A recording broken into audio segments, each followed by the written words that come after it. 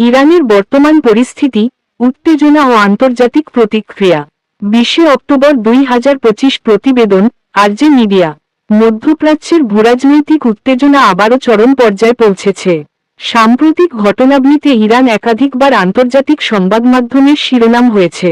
Tehran জানিয়েছে, তাদের সীমান্তে বিদেশি কার্যকলাপ বেড়ে গেছে এবং দেশের নিরাপত্তা বাহিনী এখন সর্বোচ্চ সতর্ক অবস্থায় রয়েছে।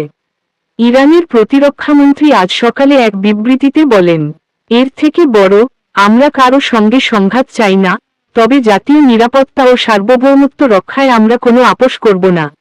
ইরান শান্তি চায়, কিন্তু শত্রুর হুমকির সামনে নীরব থাকবে না। এই বিবৃতির পর আন্তর্জাতিক মহলে প্রতিক্রিয়া দেখা যায়।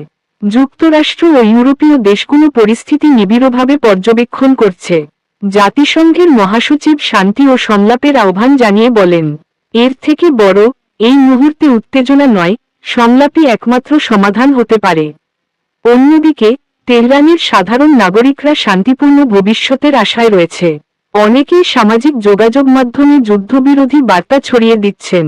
তবে একই সঙ্গে দেশের অভ্যন্তরে সামরিক প্রস্তুতিও জোরদার করা হয়েছে। সীমান্ত এলাকায় অতিরিক্ত সেনা মোতায়েন এবং প্রতিরক্ষা ব্যবস্থার মহড়া চলছে। বিশ্লেষকরা বলছেন, ইরান ও প্রতিবেশী দেশগুলোর মধ্যে উত্তেজনা অব্যাহত থাকলে এটি পুরো অঞ্চলের স্থিতিশীলতাকে প্রভাবিত করতে পারে। তারা মনে করছেন, এখনই কূটনৈতিক উদ্যোগ নেওয়া জরুরি, যাতে সংঘাতের আগুন ছড়িয়ে না পড়ে। আরজে মিডিয়া, কানাইঘাট থেকে আন্তর্জাতিক সংবাদে আপনার বিশ্বস্ত সঙ্গী। ফলো করুন আমাদের পেজ, আরজে মিডিয়া, নিরপেক্ষ খবর, নির্ভরযোগ্য উৎস।